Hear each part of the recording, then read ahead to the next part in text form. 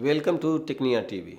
Hello, I am Dr. Sandeep Kumar. Today I am delivering the lecture on methods of data collection in research methodology. Research tools are administered on the sample subjects for collecting evidences or data.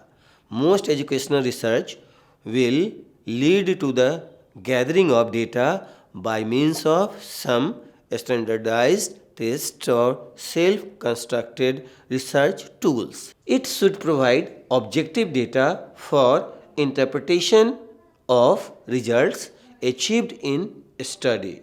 The data may be obtained by administering questionnaires, testing, personal observations, interviews, and many other techniques of collecting quantitative and qualitative evidence. The researcher must know how much and what kind of data collection will take place and when. He must also be sure that the types of data obtainable from the selected instruments will be usable in whatever statistical model he will later use to bring out the significance of a study. The data collection is the accumulation of a specific evidence that will enable the researcher to properly analyze the results of all activities by his research, design, and procedures. The main purpose of data collection is to verify the research hypothesis. Now, I am explaining the meaning of data. What is data? Data means observations or evidences. The scientific educational researches require the data by means of some standardized research tools or self-designed instrument. Data are both qualitative and quantitative in nature.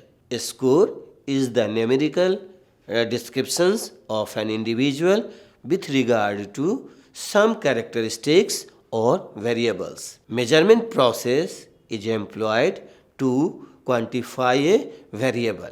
Data are collected for both variable as well as attributes. These are gathered in terms of frequencies and scores. It depends on the type of instrument employed for its measurement. Now, I am explaining the nature of data. The research study in behavioral science of mainly concerned with the characteristics or traits. Thus, tools are administered to quantify these characteristics, but all traits or characteristics cannot be quantified. The data can be classified into two broad categories. First one, qualitative data or attributes, and second one, quantitative data or variables. Now, what is quantitative data or attributes? The characteristics or traits for which numerical value cannot be assigned are called attributes. Example, motivation, confidence, honesty, integrity, etc. Now, what is quantitative data or variables? The characteristics or trait for which numerical value can be assigned are called variable. Example, achievement, intelligence, aptitude, height, weight, etc.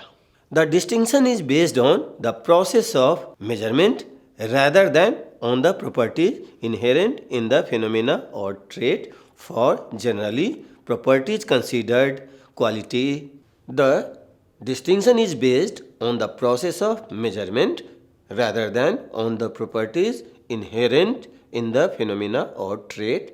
For generally properties considered qualitative can be made quantitative by measuring them with an instrument designed to assign numerical value to the various degrees to which they exist. The decision to research a given phenomena on the basis of attributes or on the basis of its quantitative aspects is frequently a matter of choice, depending on such consideration as the need of precision and the ease of manipulation of data. Quantification is the process of assigning numerical value to the trait of the subjects of sample which normally would be quantitative.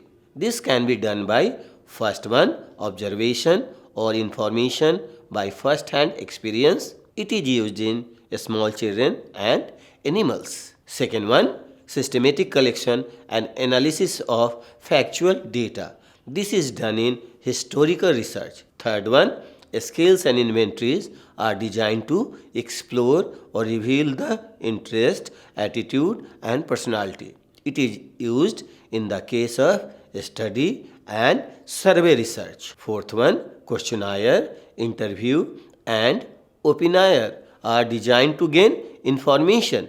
This is employed in survey research. Fifth one, educational and psychological tools are administered to quantify the variables more accurately. This is the culminations of my lecture. Hope you will find it beneficial. Now, for more lecture on research methodology, watch Technia TV and subscribe.